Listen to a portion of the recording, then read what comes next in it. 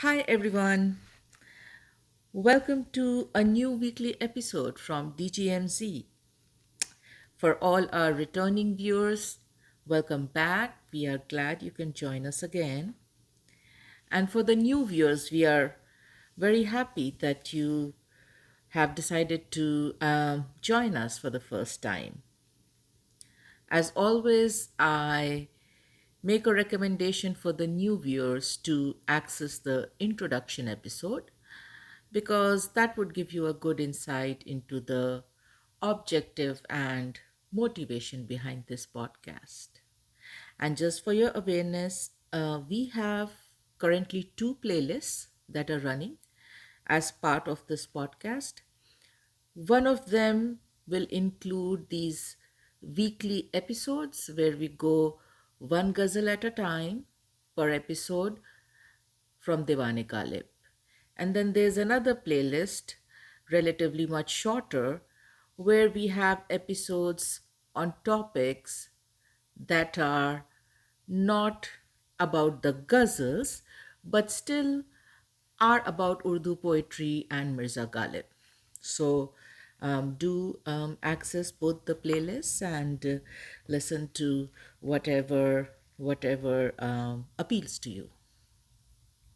As always, if you like the content, if you like the podcast today, do click like. I would really appreciate that. And if you want to be notified about future podcasts, feel free to click subscribe so that you get that notification.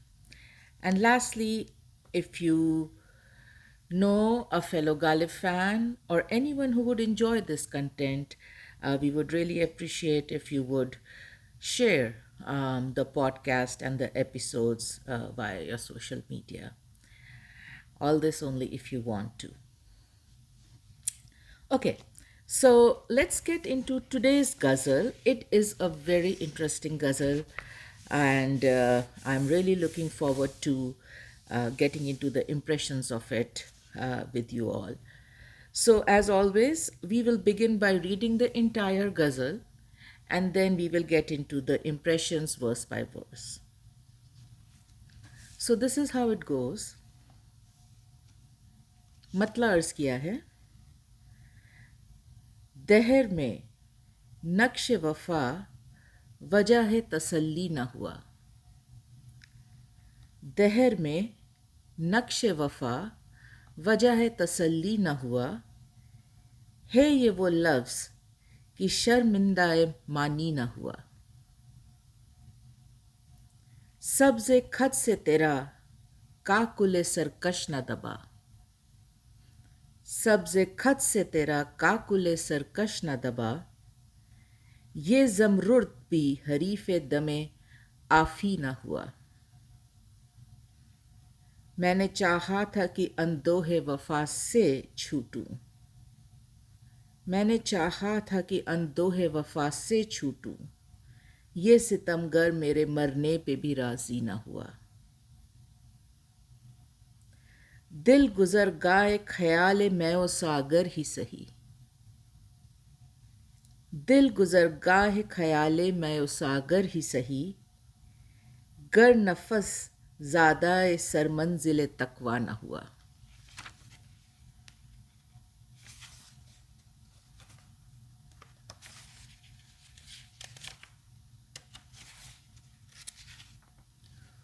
हूँ तेरे वादे न करने में भी राजी।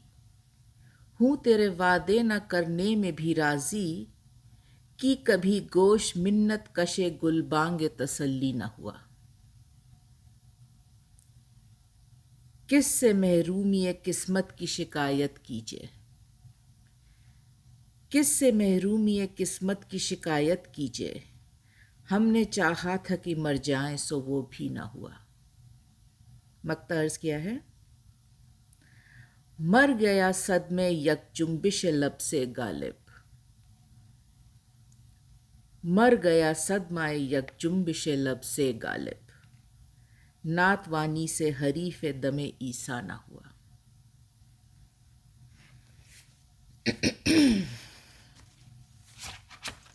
So Yeah, this is again a beautiful ghazal by Mirza Ghalib, and let's dive into it. So, पहला शेर, दहर में नक्श-ए-वफा वजह-ए-तसल्ली न हुआ, है ये वो लफ्ज कि शर्मिंदा-ए-मानी न हुआ. So, the first word of the first couplet, um, Dahr. Actually, before we get into the word, let's do a very approximate translation here. So, Dahr mein naqsh-e-wafa wajah-e-tasalli na hua. In all time, in all time, this word of faithfulness has never been a source of solace. है ये वो लफ्ज़ की शर्मिंदा-ए-मानी न हुआ. This is that one word that has never gotten fulfilled. So that's the approximate translation. Now let's get into the impression. Dahr. Now the first word itself. So dahr, literal translation is time.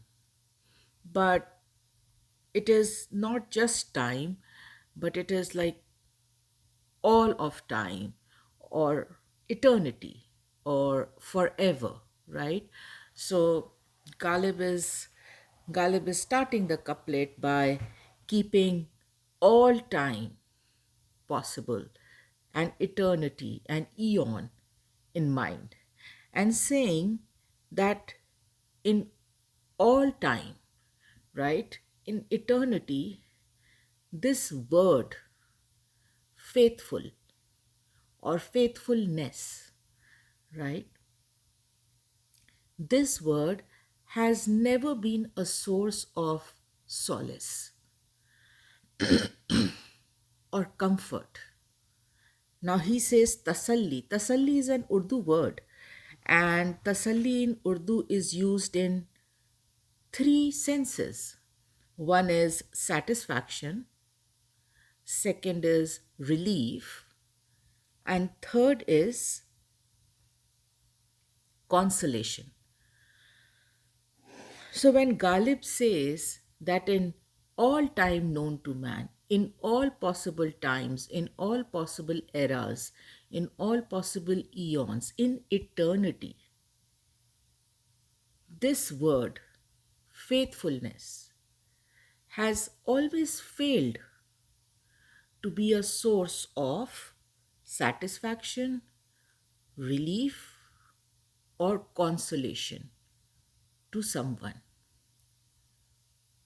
So, by extension, Ghalib is saying this word has always brought, it has always brought dissatisfaction, pain, misery, grief, and anxiety to people across times, across eternities, across eons. This word has a very notorious reputation. Faithfulness. This word has a very notorious reputation of, of bringing dissatisfaction and anxiety and discomfort to people. So basically, in a very interesting, unique Ghalib way, what he's saying is faithful people have always been scarce. People who believe in faithfulness have always been rare or amiss from generations, forever. Faithfulness and faithful people are not available. And it's not just my time, but history shows that this collective, this type of people have always been very rare, very scarce, and many a times absent. People just do not believe in in supporting and executing faithfulness. And then in the second line, he just reiterates this fact by saying, "Hey, ye wo lafz ki sharminda-e-maani na hua." So again, he's saying, this is that one word. This is that one word, faithfulness. This is that one word that can never be accused of being true, can never be accused of materializing, cannot be accused of being manifested in the real world. So, this word has always been just a word. It has always been just a word, a very good concept, something everybody talks about, something everybody swears by, something everybody wants, right? But it never materializes. It never manifests. It never becomes real. And what a beautiful,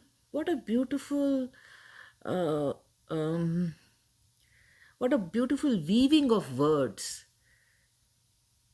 to say something so simple yet so impactful, that though everybody talks about faithfulness, truthfulness, loyalty, fidelity, nobody believes in actually implementing it. Nobody believes in actually actioning on it. So it is a concept, it is a word,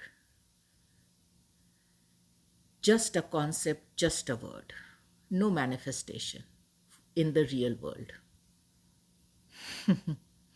And so, again, coming back to Dahr, right? Um, while I was researching that word, I found out that Dahr, yes, Dahr is translated to eon, eternity, time. And there is a sect of people who are who practice Dahariya. And Dahariya is a group of people or a concept that believes that course of time, flow of time is the only thing that governs existence. They believe that the course of time, the passage of time, is what actually governs everything. When you say existence, you mean pretty much everything. And these people, they are, sorry, these people, they are considered naturalist or materialist, and they deny the existence of anything else that cannot be perceived by senses. They do not make any distinction between man and inanimate objects, and they are said to be devoid of compassion and human feelings, right?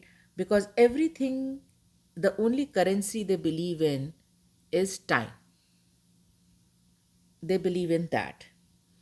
And hence, from this extension, you can also consider Dahr as a place of atheism, right? Where there is no God, there is no supreme power. The only thing that matters is time. Only thing that matters is time. So Just something very interesting to keep in mind when we are going through this through this couplet, right? So even from that concept, if you get the Dahriya concept into play, the couplet continues to make sense. Dahr में naqsh-e-wafa wajah-e-tasalli na hua. So in this type of environment where only time matters, only time is considered to be the supreme power driving everything, driving all existence, a thing, a concept, a word like faithfulness, loyalty, fidelity could not bring any solace, any comfort, any satisfaction to anybody. Because after all, this is a feeling, this is an emotion. And this is not any emotion. This is an emotion that is governed um by a very divine, um, by a very divine drive, if you may, right? Faithfulness is not something you would do when you are away from God, away from good, away from truth. This is ये वो जज्बा है जिसमें आप सिर्फ तभी indulge कर सकते हैं जब आप रूहानी हैं, right? You are close to God. You believe in good. You believe in truth. You believe in keeping your word.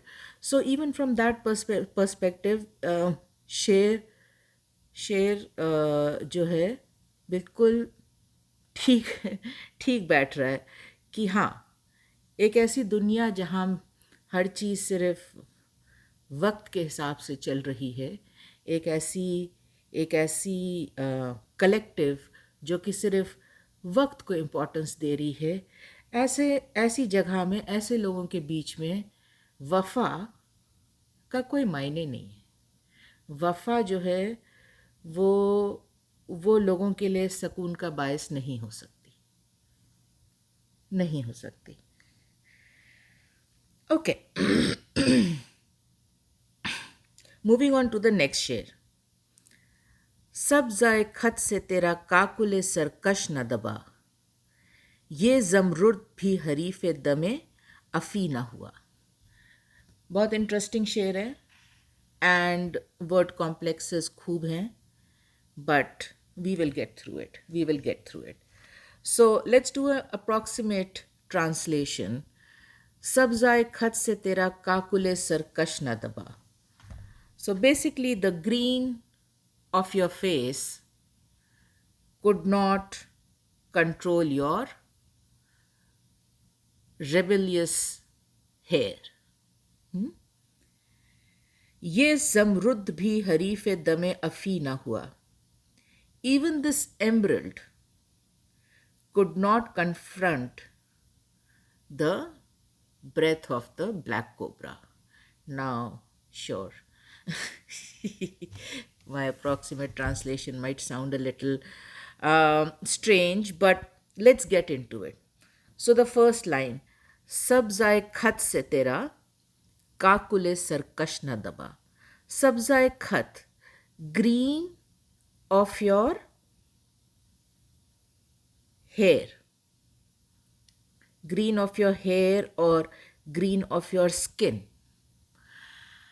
Now, when I was doing my research, I saw some of the translations for this ghazal said the green color of your face. Well, I don't think that's what Ghalib meant here, because here the green is, yes, it is on the face, but not all over the face. So, per my understanding,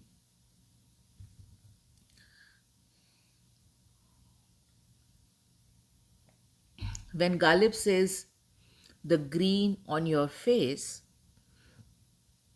he is referring to the hairline, the exact thin line from where the hair begin on the face. And technically, it does indeed have a greenish tinge to it. Now, it's not because of a green color, it is just because when you see the root of the hair, which is black, when you see the roots of hair through the skin, what happens is the white light falling on the skin, most of the red part of it is absorbed by the skin because the red light penetrates the skin further more than the blue and green light. So the red light gets absorbed by the skin, and what gets reflected back to you is blue and green light. And that's what makes you see the black root hair from outside of the skin as green. And now, if you have a dark skin, it will appear green. If you have a very light skin, it might appear bluish. But that's what's happening. And this is where this is where one has to applaud the power of observation in Ghalib's poetry. Just imagine the power of observation. Between all that black hair and, I'm assuming, a very fair, beautiful face, what is his vision laser focused on? That thin hairline, that thin greenish hairline, and he calls it green. How easy it would have been to just call it black, because after all, it is of the black hair. But no, no. The power of observation is so astute that he notices that green tinge of the black roots of the hair when seen from outside the skin, or from when seen under the skin. Amazing, amazing power of observation. So he's saying कि sabza-e-khat se tera. So this green line on your face, this green hairline of your face, or on your face, my apologies, this green hairline on your face. He doesn't call it black, he doesn't call it white, calls it green. Kakul-e-sarkash na dabaa. Kakul is hair, locks, tresses. Sarkash, arrogant, rebellious. So, what a beautiful visualization, right?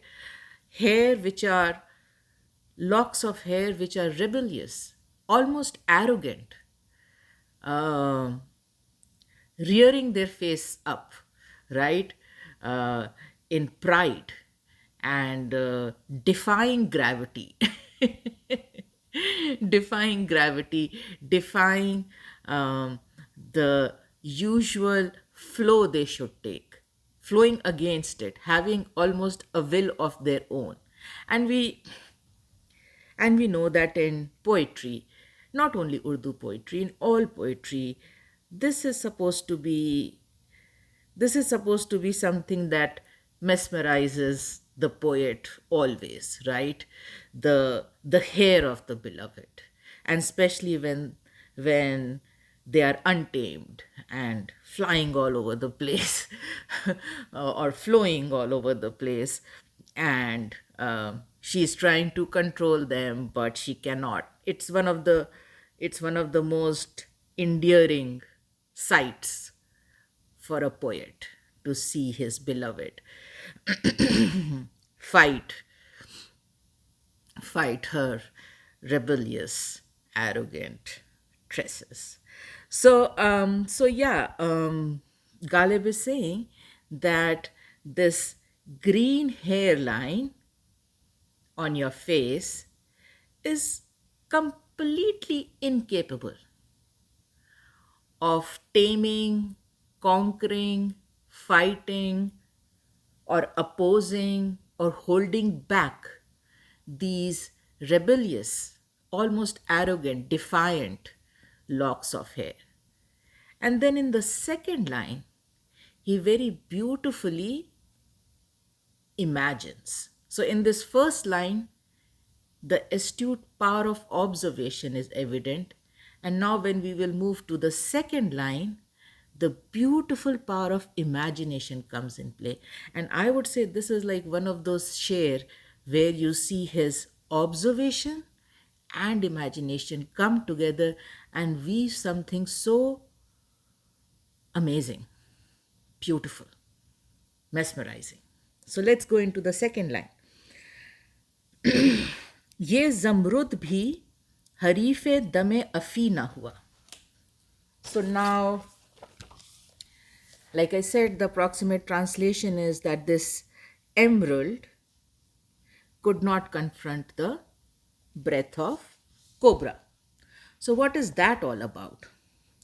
So as the story goes, the black cobra, now it's a myth, a story, that the black cobra,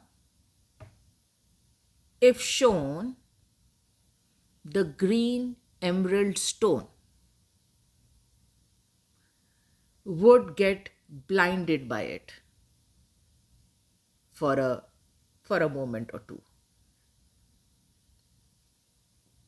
So it is believed that emerald can blind the cobra for a while, and probably that is when you escape. So yeah, that is the story Ghalib is pulling into this sher.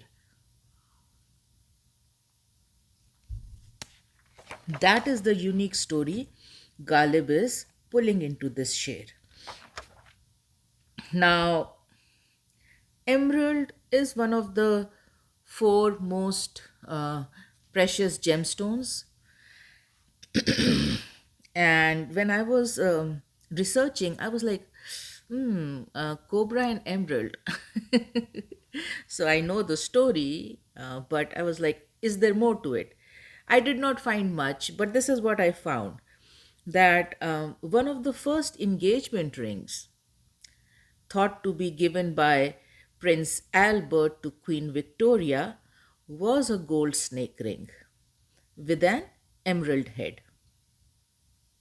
Now, snake is a symbol of eternal love as well as dualities of life, right? Poison and medicine. All poisons in small doses can be medicines, all medicines in large doses can be poisons. Good and evil, death and rebirth. And emeralds, in parallel, are the stone of successful love. They have historically been associated with eternity, evident by the use of this stone as a stone of betrothal that precedes the diamond. So, emerald was, even before diamond, emerald was the stone of choice for engagement rings, wedding rings, etc., because they do symbolize eternal love. And because of their green color, they are also symbolic of constant renewal of nature. It is believed to be a calming stone of growth and are protective and grounding when worn as a talisman. Now, we also know that, so keeping that in mind, it just probably is not directly related to the couplet, but still, the fact that uh, em- emerald has been bought into the sher, right? Zamrud is emerald, and there is a mention of snakes, right? So So Ghalib compares her locks of hair to snakes. What he's saying is that, as the myth goes, my dear, one emerald can blind and kind of immobilize a snake like cobra for a while. And here you have a whole string of emeralds. So this hairline of hers, right? He's calling every hair root an emerald. So this entire hairline is just a long string of emeralds. And Ghalib is saying, here you have a long string of emeralds on your face. And still you are unable to control these snake like dresses, right? These snakes are just going wild. They are hissing, they are slithering, they are uncontrollable. And even with this entire chain of emeralds on your face, it's just that it's just impossible for you to control these snake like dresses. So here comes the power of imagination. Now, is it a coincidence that he used emerald, or was there actually a reason for using emerald? Because emerald is a stone symbolic of eternal love, because he could have used jade too, that's green too, right? So one is forced to think, was there more to it? And that's why I went into that little history about snake and emerald. But whether he meant it that way or this way, the fact remains that, first of all, with his keen power of observation, he notices this green hairline standing between the hair and the face, and then by his unique power of imagination, he's almost telling his beloved, you have a whole string of emeralds, which on a normal day should have been able to control snakes. But then your tresses are even more wilder. They are even more dangerous. they are even more uncontrollable than a den of snakes. And that is why this whole string of emeralds is almost ineffective against it. Okay, moving on to the third शेर. मैंने चाहा था कि अंदोह-ए-वफा से छूटूं. I had wished to be relieved, to be freed from this grief of loyalty. Again, that fidelity, loyalty. We covered it in the first share in great detail. Comes back in the third share. I wish I could get relieved or freed from this misery of loyalty. वो सितमगर मेरे मरने पे भी राजी ना हुआ. But alas, that oppressor, tyrant, did not even agree to my death. That's the approximate translation.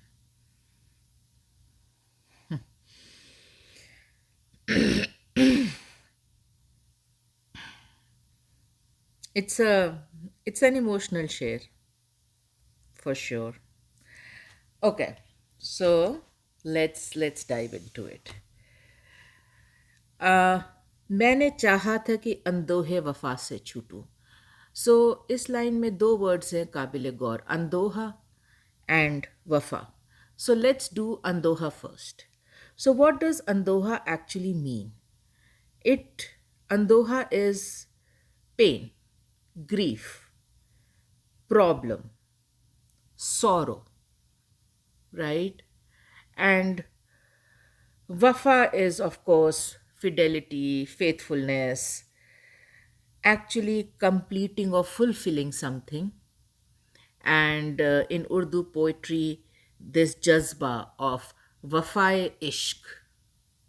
Wafa is loyalty and ishq is love, right? Loyalty to love, loyalty in love, loyalty of love. This is a very deep, uh, deep emotion which runs rampant in Urdu poetry. Wafa-e-ishq, they go hand in hand.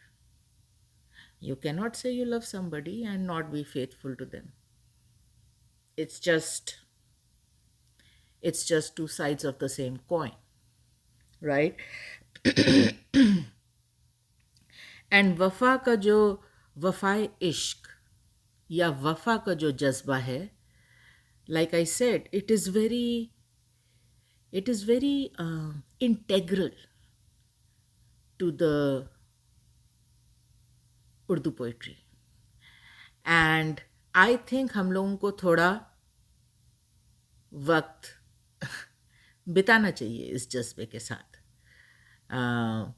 इसको पूरी तरह से cover करना तो मुनासिब नहीं है, but कुछ शेर हैं जो मुझे लगता है हम लोगों को ज़रूर पढ़ने चाहिए, और थोड़ा, जैसे मैंने कहा, थोड़ा वक्त बिताना चाहिए इस जज्बे के साथ. So let's do that. So पहला शेर तो मिर्ज़ा गालिब का ही है. पहलू तही ना कर गमे अंदोहे से असद. पहलू तही ना कर गमे अंदोहे से असद, दिल वाक़फ़े दर्द कर कि फ़कीरों का माल है. So what it approximately translates to is Asad, Ghalib ka takhallus. Talking of Asad, there is a whole episode on Ghalib's takhallus Asad in one of the playlists. So if you're interested, do access that. Coming back to the sher, what it approximately means is Ghalib is telling himself, do not shy away, do not evade, do not shrink away from pain and misery and sorrow. And in the second line he says, Dil waqaf-e-dard kar. Pledge your heart to pain. Pledge your heart to pain. Ki fakiron ka mal hai. Because the heart actually belongs to darwish, holy people. It's a holy thing. The heart and the pain it contains belongs to the soul. It's a holy thing. It belongs to holy people. So do not shy away from it. Do not shy away from it. And then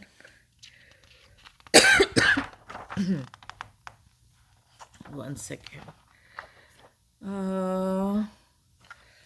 Okay. या सो मैंने चाहा था कि अंदोह-ए-वफा से छूटूं, वो सितमगर मेरे मरने पे भी राजी ना हुआ.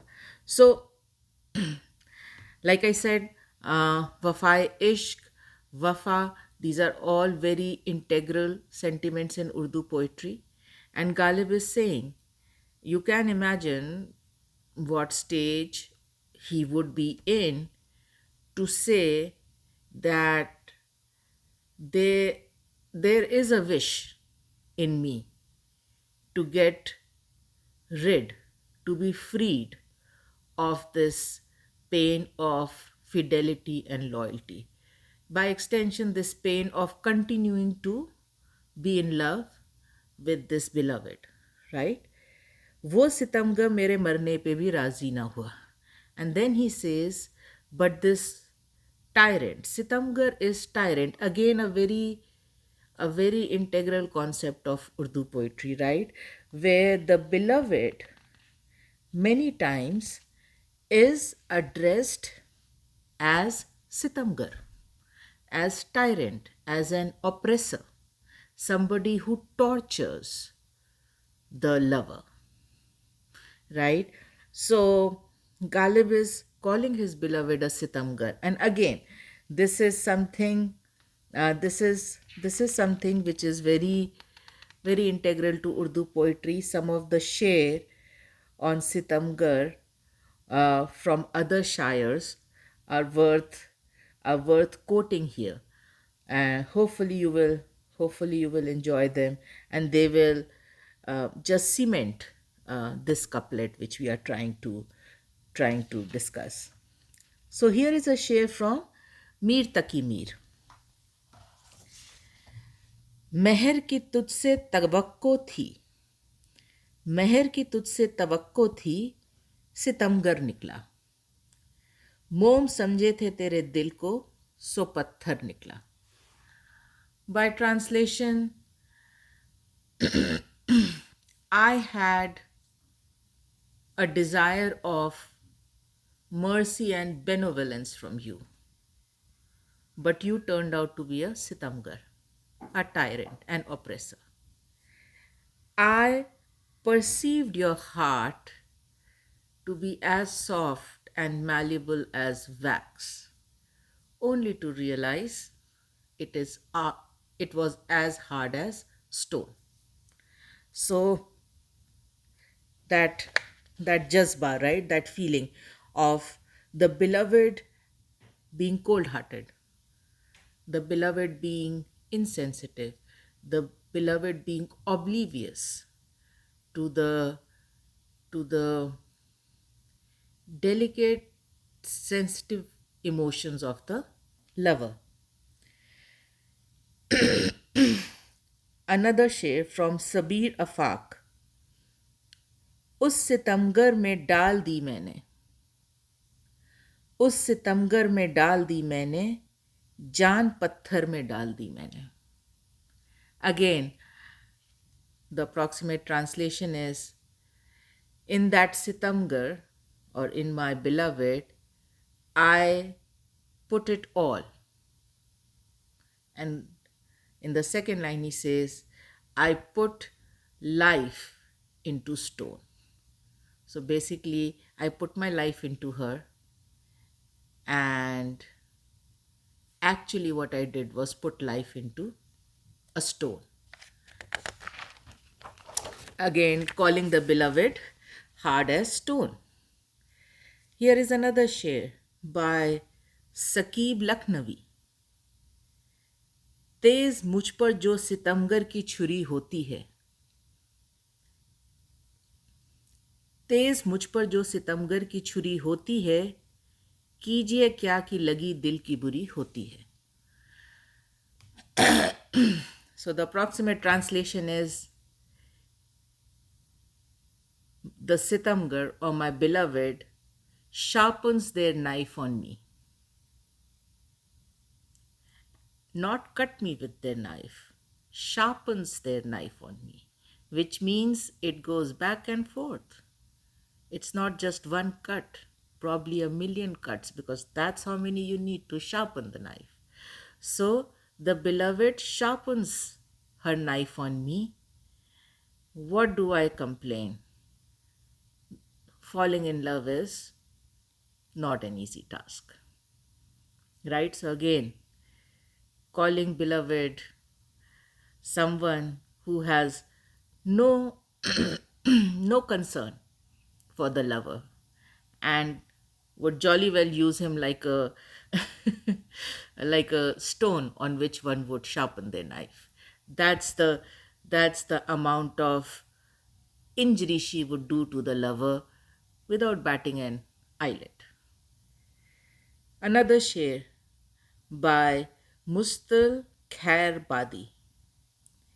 जान बेमौत खुदा भी नहीं लेता लेकिन, जान बेमौत खुदा भी नहीं लेता लेकिन, तूने बेमौत ही लोगों को सितमगर मारा. So again, approximate translation is that even God does not take life away without giving death. Even God does not take life away without giving death. But you are such a tyrant who kills people without giving death.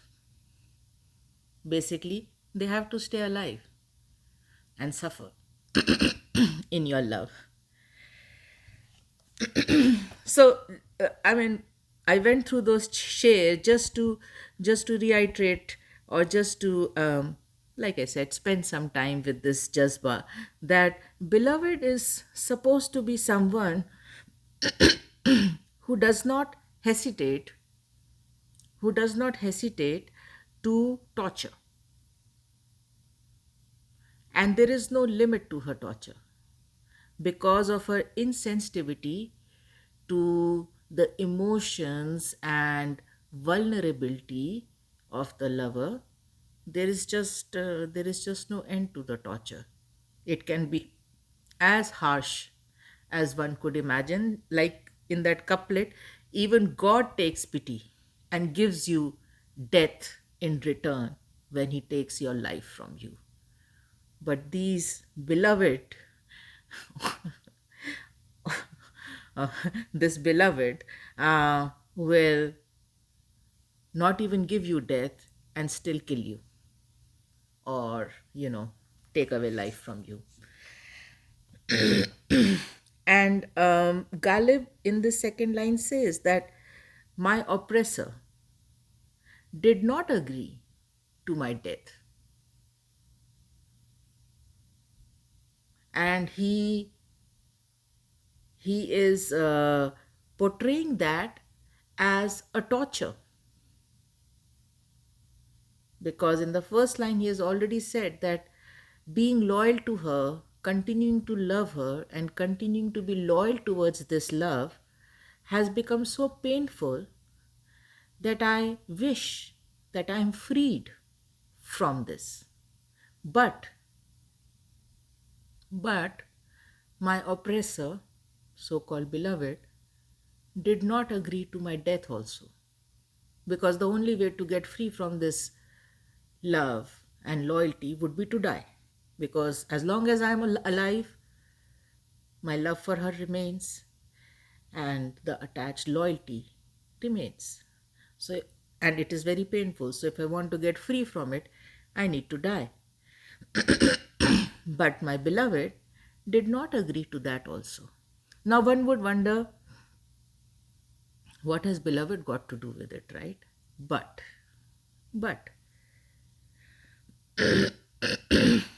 इश्क का तकाजा ये है कि आपकी जिंदगी पे भी उसका हक है और आपकी मौत पे भी उसका हक है, right? So love demands, or love insists, that your life and your death should be per your beloved's wish, because that's what love does to you. If you want to live, you want to live in such a way that she's part of it. If you want to die, you want to die in such a way that she's part of it. Everything has to be part of her. She has to be part of everything. And Ghalib says that she is such a torturer that she denied me death. She said, "No, you gotta live. You gotta live and bear this cross. You have to live." Moving on to the next share. दिल गुजरगाह-ए-खयाल-ए-mai-o-saghar ही सही, गर नफस जदा-ए-sar-manzil-e-taqwa न हुआ.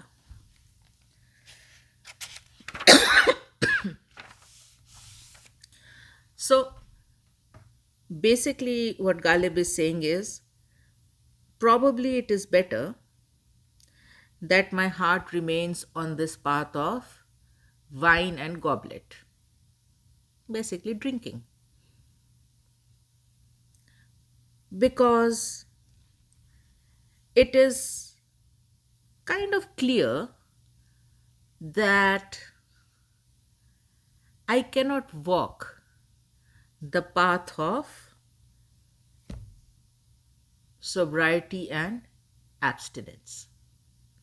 So that's the approximate translation. Now, this is a share which is very interesting because here Ghalib brings up that often quoted, often written about, often part of Urdu poetry, this this duality, dichotomy, the two choices between between uh, being sober and not sober. So, alcohol is tabooed in Islam. It's a sin. So, when we talk of drinking in Urdu poetry, we are not only talking about it as an addiction, we are also talking about it as a sin. And that just adds an additional layer of gravitas and seriousness to it.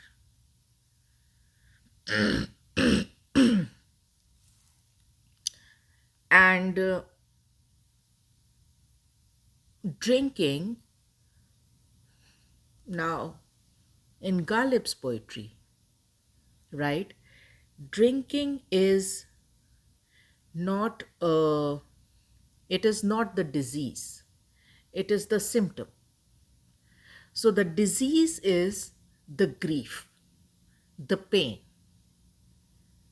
Now, the grief and pain caused by unrequited love, grief and pain caused by the sufferings of life or whatever life has sent his way in terms of grief and pain and loss and lack, right? So, drinking is a symptom, but the underlying cause is all this grief and pain. So, it is in this couplet, it captures the fact that how difficult it becomes to stay on the right path. And the right path, not as in um, you don't pick up the bad habit of drinking, but but the right path per religion, per Islam, right? If you start drinking, you start sinning. So here Ghalib is saying, very beautifully he is capturing that my pain and grief has come to a level where I think the path of abstinence, fear of God, piety seems to be too tough for my soul. And now that it has become clear to me that I will not be able to reach that holy destination, which requires one to be sober, religious, pious, in control. Now that it has become very clear to me that I probably will not be able to walk that path and reach that destination. Probably it is better for my soul to walk the path of wine and goblet, basically drinking.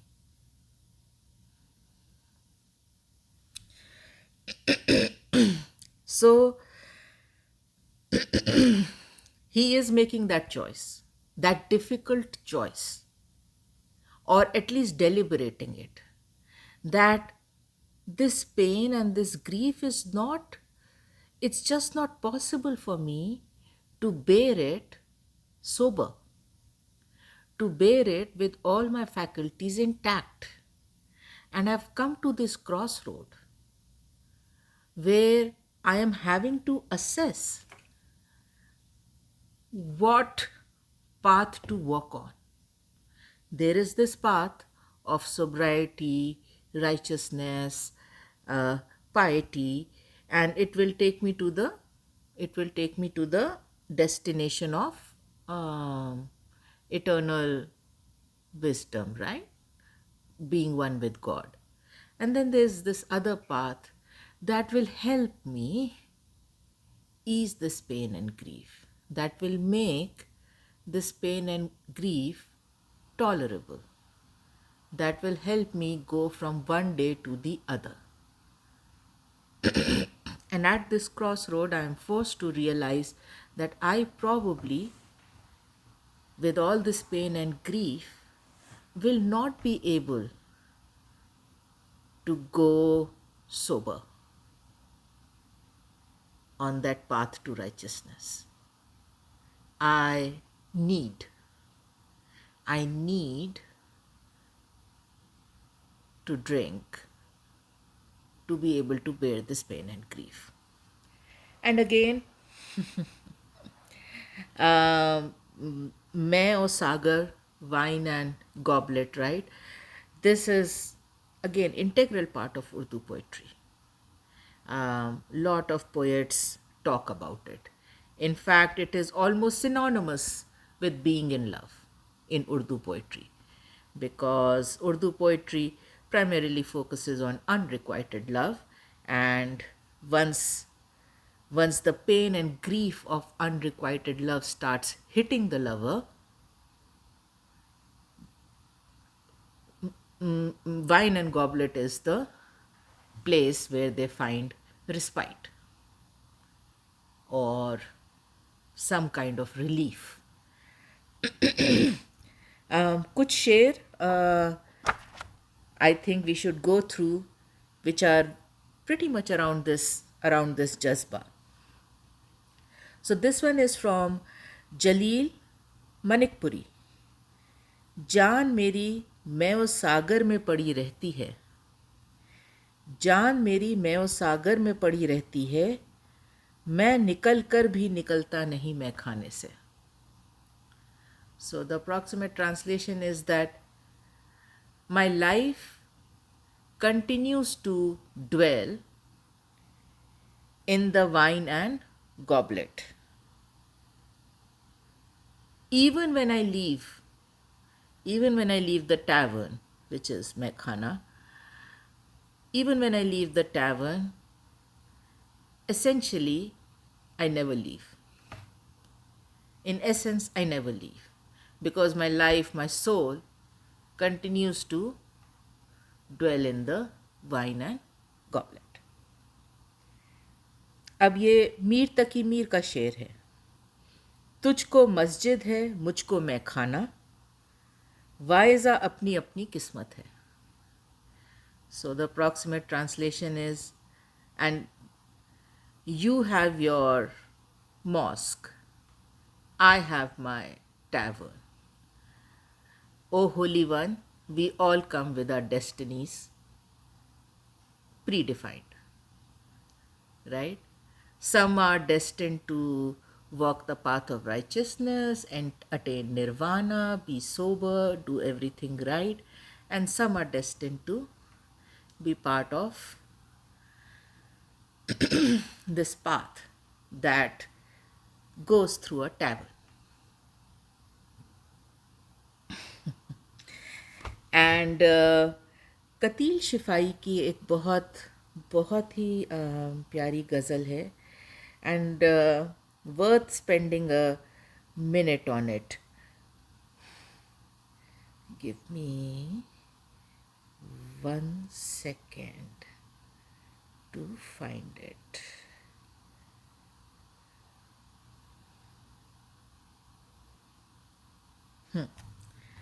So this is how it goes. तुम्हारी अंजुमन से उठ के दीवाने कहाँ जाते, जो वाबस्ता हुए तुमसे वो अफसाने कहाँ जाते. निकल कर दैरो काबा से अगर मिलता ना मैं खाना, तो ठुकराए हुए इंसान खुदा जाने कहाँ जाते. तुम्हारी बेरुखी ने लाज रख ली बादा खाने की, तुम आंखों से पिला देते तो पैमाने कहाँ जाते. चलो अच्छा हुआ काम आ गई दीवानगी अपनी, वगरना हम जमाने भर को समझाने कहाँ जाते. कतील अपना मुकद्दर गम से बेगाना अगर होता, तो फिर अपने पराए हमसे पहचाने कहाँ जाते. So beautiful ghazal that captures this choice, right? Either you will have your lover, right, who will be the intoxication in your life, who will be the high of your life, who will keep your life always flowing full, right? Or if you don't get that, the other way or the only other backup plan you have is to find intoxication through drinking. Because if you don't get the joy of love, the sorrow it creates needs to be drowned in alcohol. In no way trying to in no way trying to justify drinking unrequited love or otherwise. It's just the way the Urdu poetry captures it. So did want to clarify that. Okay. Let's move on to the next शेर.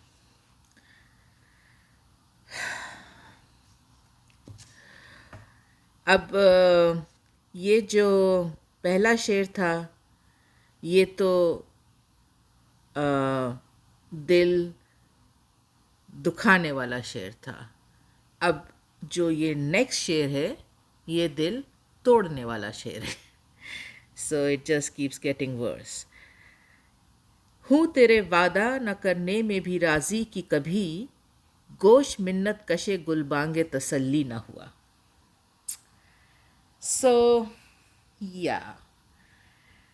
The approximate translation is that I am pretty thankful, happy, satisfied today with the fact that you never made a promise. Because of that, my ears never had to make a request to any kind of good news.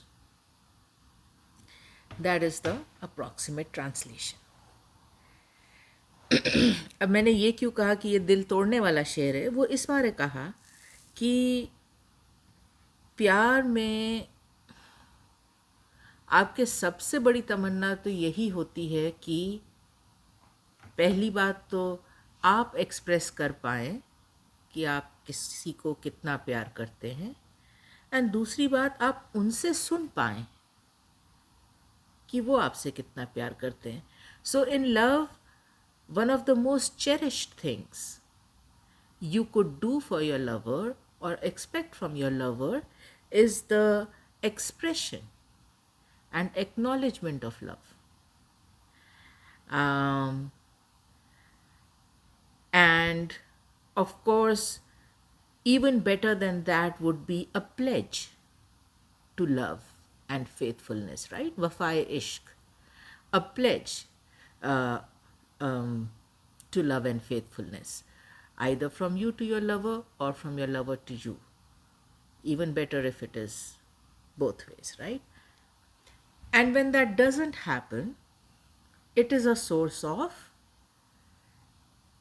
anxiety, sadness, grief, pain, something amiss, a loss. If that is not there, and if you don't get it from the person you love, it leaves a huge void in your heart, right? If they do not express their love to you, if they do not acknowledge their love to you, if they do not pledge their love to you, it will create a void in your heart because you've done the same, you feel the same, but there is no reciprocation. In this couplet, Ghalib says that the fact that my beloved never ever said or did anything that could remotely be considered as an expression, acknowledgement, or pledge of love, today is a source of comfort to me.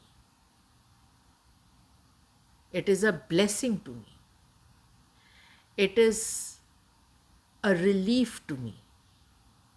And that is what breaks your heart, right? to to think that to think that this is where he is. This is where his sorrow has brought him to. Wherein today he is happy. He is comforted in the fact that she never made any promises to him of any kind. And in the second line, he explains why he's saying that. Gosh minnat-kash-e-gulbang-e-tasalli na hua. Ghalib says, because had you done that, even fleetingly, even in passing, had you even lightly mentioned anything that could be taken as a promise or an acknowledgement or an expression, had you done that, my ears would have had to be in this eternal request and pledge where they would be waiting for a good news to come. So basically, had you said anything like that, you would have kindled a hope in me, a waiting in me, which would have been eternal. Because if you promised, then I would have had to wait. Because anything you say is that important, right? If you would have even lightly mentioned something, it would have started or kindled this eternal wait for whatever you had said to manifest as good news for me.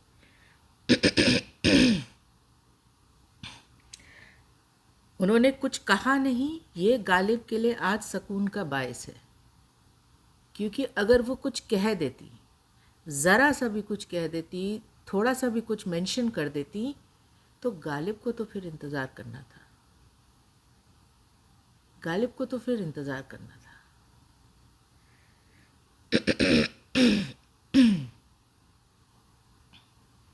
Moving on to the next शेर. किससे माहरूमी-ए-qismat की शिकायत कीजिए, हमने चाहा था कि मर जाएं सो वो भी ना हुआ. ये भी दिल तोड़ने वाला शेर है. एक ही गज़ल में 2 शेर हो चुके हैं अभी तक, जिसमें ये बात कह दी है कि Death is not an option. Same ghazal, two couplets, where he laments. To me, death is not an option. Even death is not an option of relief. किससे माहरूमी-ए-किस्मत की शिकायत कीजिए. So he's saying that who do I go and complain about this kismat of mine, this rather lack of kismat of mine, right? This unfair kismat of mine. Who do I go and lament to about this? And then in the second line he says, हमने चाहा था कि मर जाएं सो वो भी ना हुआ. I had wished for death. A wish nobody wishes for. A wish which probably is lying somewhere in surplus because nobody wants it. Nobody wishes for death. It's a wish nobody wishes for. And that is what I wished for. Something which I'm sure is lying somewhere in surplus because nobody needs it, uses it, wishes for it. And I was denied even that. That is the level of my misfortune. And by extension, he's saying, well, if I wish for something nobody wishes for and I don't get it, what are my chances of wishing for my beloved and getting her? None. If I can't get 0, how am I supposed to get 1,000,000?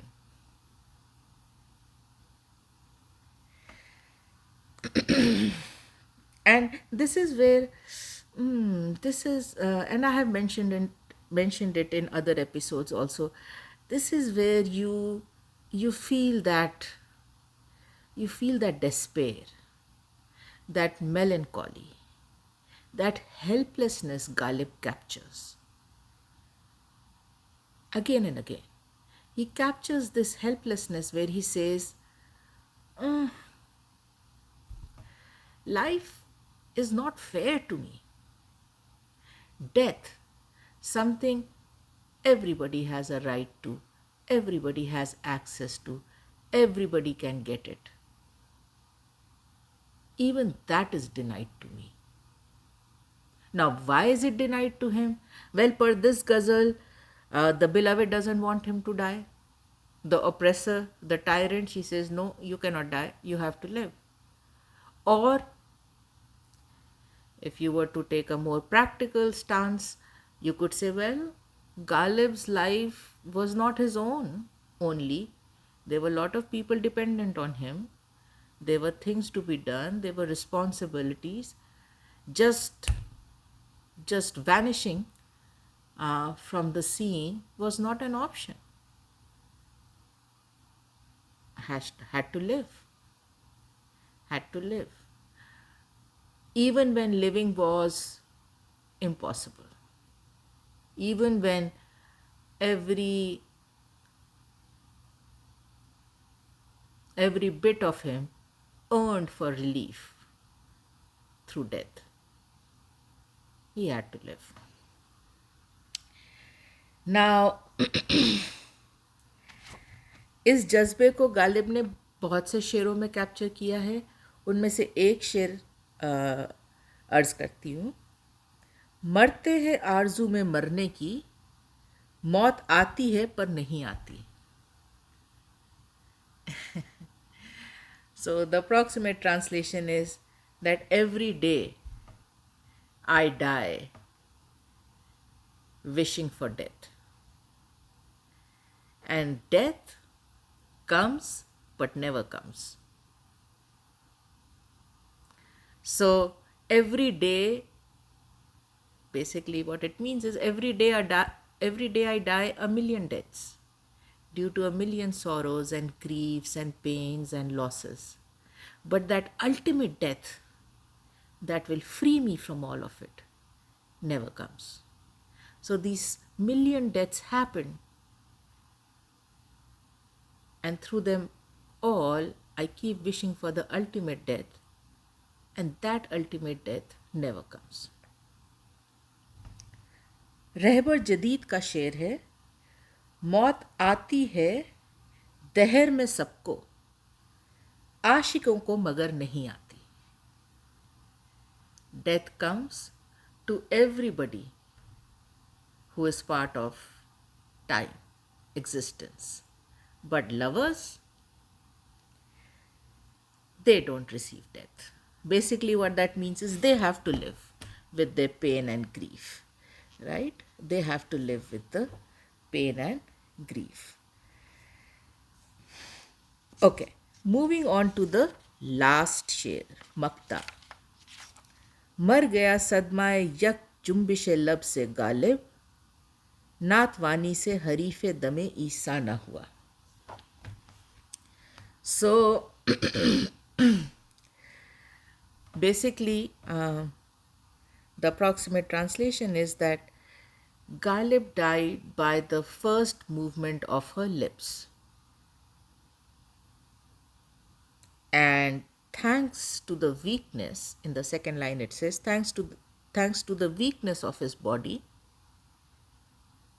there was no time for Christ to give him the breath of life. So that's the approximate translation. Now let's get into the impression. Mar gaya, died. Sadma-e-yak-jumbish-e-lab se Ghalib.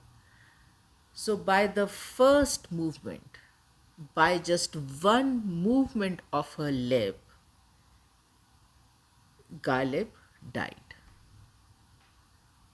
Now one has to, when we are trying to understand this couplet, one has to keep in mind that this is the beloved who never said anything, never expressed anything, never acknowledged anything, never promised anything. And Ghalib covers that in this ghazal pretty well, right? And now she's here. Ghalib, in the second line, we will come to know that he is weak and sick, and so Ghalib is almost on his deathbed, right? And she has come now. She has come now. And she utters something. And while she's doing that, her lips move, right? And the first movement of her lips is enough for Ghalib to give up his life. And it almost, the way it comes across to me is, पूरी जिंदगी इस चीज़ की ख्वाहिश थी. All his life he had been waiting for this, for her to come and say something to him, express something to him, acknowledge something to him, right? This was a lifelong wish. And now when he is on his deathbed, she has actually come. And she is actually saying something. But just as she begins to say it, the first movement of the lip itself is so impactful, is so impactful, he just cannot take it. He gives up his life. And in the second line, it says, na-tawani se harif-e-dam-e-isi na hua. So, basically, the weakness of his body was so much. The weakness of his body was so much that this beloved of his, whom he worshipped and equated with God, and here in particular they are mentioning Jesus Christ by name, right? So Jesus Christ, who has the reputation of breathing life into dead people. The story of Lazarus, right? Bible has the story of Lazarus, where Christ called him out of his tomb after 3 days of death. So, so he is equating his beloved to Christ and mourning the fact or explaining the fact that I was so weak. I was so weak. I was hanging by a mere thread. And when she came and moved her lips to say something to me, it was too much for my weak body to take. My body collapsed. Had I held on, had I held on for a few minutes more, this beloved of mine, who I equated to Christ, could have given me the breath of life. Anything that would have come out of her mouth, anything that her lips would have said to me, would have breathed new life into me. But the body was so weak that it it just crumbled under the impact of seeing those lips move. So basically, a lifelong wish was granted, and that experience was so intense, and the body was so weak that unfortunately that intense experience could not be handled by the body. Had the body been able to survive a few minutes more for her to actually say what she was saying and for Ghalib to actually hear what she was saying, things could have been different. She had the power to bring him back from the mouth of death, snatch him back from the mouth of death. She had he had given her the power to breathe new life into him. But he just could not hold on. He was so weak. He was so weak. And that's where that tragedy, right? She did come, but it was too late. He did not even have the strength to receive life and joy, which probably she would have brought to him if he had stayed alive for a few more moments. She was too late. He was too weak, too close to death to be brought back. And वो एक शेर याद आ रहा है कि इतना टूटा हूँ कि छूने से बिखर जाऊंगा, अब अगर और दुआ दोगे तो मर जाऊंगा. गुलाम अली साहब की गज़ल है. Probably I can put it in the description if you want to hear the whole ghazal. But शेर कितना कितना apt है. इतना टूटा हूँ कि छूने से बिखर जाऊंगा, अब अगर और दुआ दोगे तो मर जाऊंगा. जिंदगी मैं भी मुसाफिर हूँ तेरी किश्ती का, तू जहाँ मुझसे कहेगी उतर जाऊंगा. So basically approximate translation is, I'm so broken now that a mere touch will make me crumble. Such is my state that even one extra prayer is a burden I cannot take, and I will die. Even an extra prayer is a burden this weak body and soul of mine cannot take. And life, I am a traveler on your ship. Wherever you ask me to get down, I will. Right? So the share weaves in beautifully with the jazba which Ghalib is capturing in this makta. Okay, so that's what I had for you. It was a beautiful ghazal. I loved sharing the impressions with you. I sincerely hope you enjoyed listening to them, and we will get into the next ghazal, in the next episode. And till then, everyone, love and light. Thanks for watching.